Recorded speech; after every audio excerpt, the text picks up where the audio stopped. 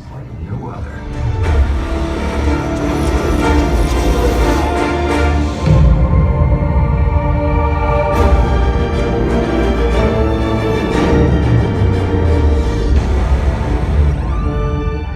Alright guys, so I'm sorry that I'm late with this review. I was actually supposed to watch this movie opening night, but then I went to go watch the movie beforehand, before I was originally going to see Aquaman.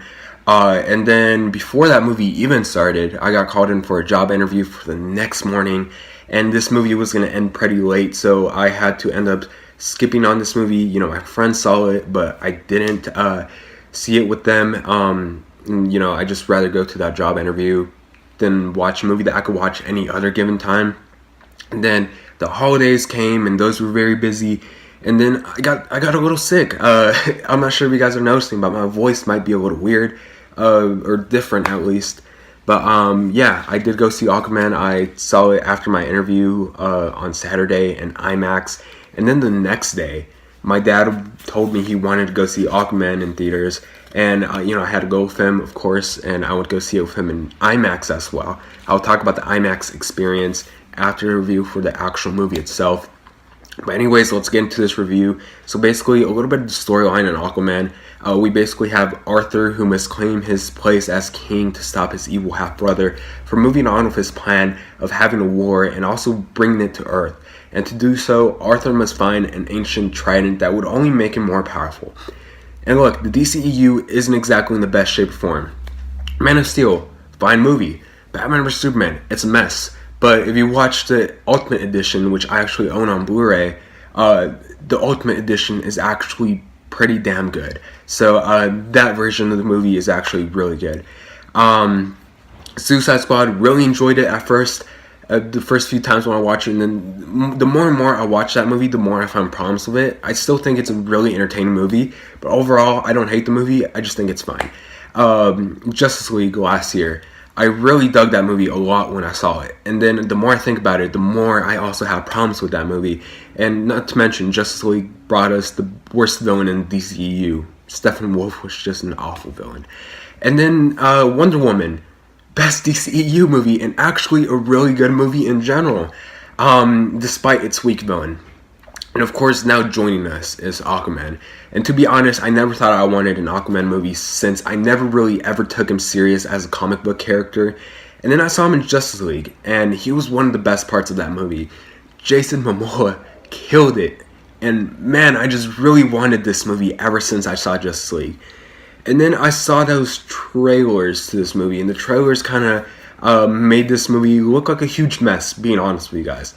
And with the movie itself, people claim it's a mess, but I actually don't see it. I don't think that this movie is a mess at all, especially when it comes to its storytelling. I think it's very properly structured, which we'll get to in a bit, but this movie properly follows the origin story with obviously with the very obvious subplot of the villain and what his plans are. And look, this movie is goofy. This movie is insanely silly at times, but it knows that, and it embraces the hell out of that. Like, I just don't think that you can make a dark and gritty Aquaman movie, like, at all. We actually get to see Arthur Curry here. We actually get to see him grow on us more. Granted, we do know a bit about him from Justice League, because this movie takes place after Justice League, and this movie takes its origin story to the max and properly follows what is called the hero's journey, which is a structure that origin stories are supposed to follow in film. And I think that this really follows that, that structure of the hero's journey almost perfectly. Of course, this movie embraces that for the most part. There are parts where it seems like it just kind of leaned off of that structure to do something else. But other than that, I thought that they used that structure really well in this movie. This movie also did remind me more of a Marvel Phase 1 movie, more like Thor if anything else. I mean, in my opinion, Thor is the worst MCU movie, but Aquaman is a better version of Thor, and there's just something about it that really reminded me of it. Jason Momoa is awesome as Aquaman, and he's just having so much fun in this movie. You could tell that you start having fun with his character, and he's just so into this character. I love it. Amber Heard, though, as Mira, is the biggest highlight of this movie, and she is a crowd pleaser. She owned every second that she had on screen, and I just loved her so much. I'd almost say that it made her out to be just of a badass as Wonder Woman was in her own movie. So Mira was just a crowd pleaser here. She stole the show, definitely. And then Patrick Wilson, who actually plays the villain of this movie. He's pretty good as the villain, although he does fall into the more of a generic villain category. There is nothing more to what he wants to do other than him hating Arthur and wanting to kill him. That's his only motivation. I mean, take a look at what Marvel has been doing recently with their past villains. Take a look at Vulture, Killmonger, Thanos. If you actually see those arcs that their character have in those movies, they actually have good reasoning to why they're the villains in the first place. And the villain in this movie, his only reason to why he's pretty much a villain in this movie is that he hates Arthur and he wants to kill him. And then somehow he wants to start a war and bring it to Earth.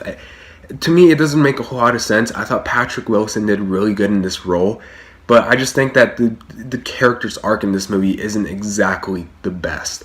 Although I will say he is the best villain in the DCEU so far, and that's mainly because the DCEU have been giving us not so good villains, but I mean, at least they tried here. They tried to give us a good villain. We do have some side roles such as Dolph Lundgren and Nicole Kidman, who I thought were both really good. And we also have William Dafoe in this movie. He was pretty good as well.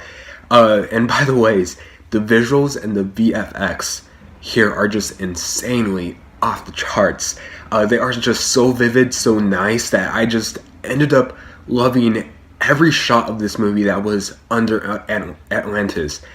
It's just so gorgeous to look at. Seriously, I just don't see how this could possibly get snubbed for Best Visual Effects Academy Award. Like, out of all the movies, and I think I've seen like 120 movies this year, out of all the movies I've seen, this movie deserves the most to be rewarded for its VFX. That's how good the VFX in this movie are, and the visuals as well. Now, yeah, it seems like I'm completely praising this movie, and I sort of am, but it's not without its few problems. Of course, I already went into the villain, my problem with the villain in this movie. There is also some weird timing for this movie. I mean, yes, some of the humor is kind of funny, but there's just times where it just completely falls on its face because it doesn't feel like we needed a comedic moment at that time during the movie.